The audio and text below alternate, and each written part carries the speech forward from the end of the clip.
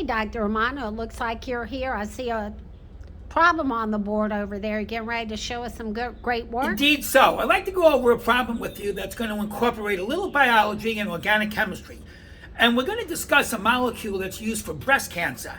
And the molecule was actually made in 1962, and it was authorized in 78 by the FDA, and it's called tamoxifen. Let's have a look at the structure. This is the structure of tamoxifen, and what it essentially does, in very simplistic terms, is that the estrogen receptor is going to be blocked. Estrogen fuels the breast cancer. So as you can see, if these molecules represent estrogen and this is the receptor, as you can see, it's going to bind. If we can block out that receptor, we're going to prevent the estrogen from binding. And in turn, that will decrease the amount of spread of cancer.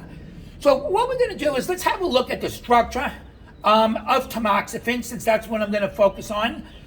There's 4 functional groups that I want you to make sure you are aware of. These groups up here, they're called the aromatic or the arene groups. This is an ether group. We have an alkene group with a double bond, and of course we have a tertiary amine.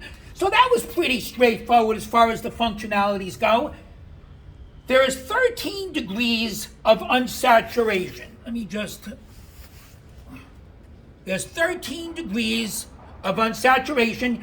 Each ring is 4 degrees of unsaturation. So we have 4, a 12, and 1 for the double bond, which gives 13. Now, most of my students got this far in the study group. The one that is tough, will it have a stereoisomer? Now, hear me out. Stereoisomers can either be enantiomers or diastereomers.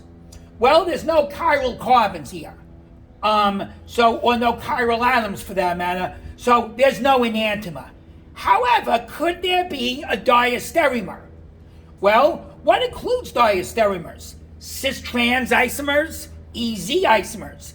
Now, if you look, you weren't paying attention. Look at the double bond. Now, if you look this way and you look down this way, as you can see, this group up here has the higher priority, right? This phenyl group versus an ethyl group. Now, if you look down here, you got a phenyl group and then you got this big monster group. So that means that this would have the priority. Since both groups are on the same side of the double bond, it makes this a Z stereoisomer. So therefore, when we make the molecule, we want to make sure we have the correct stereoisomer. And that stereoisomer will be the Z diastereomer. So it would indeed have a stereoisomer. I'm a little surprised that a lot of you missed it. I think the problem was when you heard the word stereoisomer, you just thought it's got to have a chiral carbon. But you want to remember, to be a stereoisomer, you don't have to have a chiral carbon because it could be a diastereomer.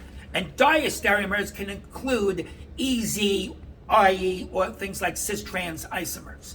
I hope that helps. It was a trick problem. It was kind of tricky and it made you think a little bit outside the box. We have a lot of smart kids in the study group and none of you bagged it. So hopefully you enjoyed this. Thank you, Dr. Romano. I can't wait to see some more problems. I'll have some more. Good day to you. Good day to you, sir.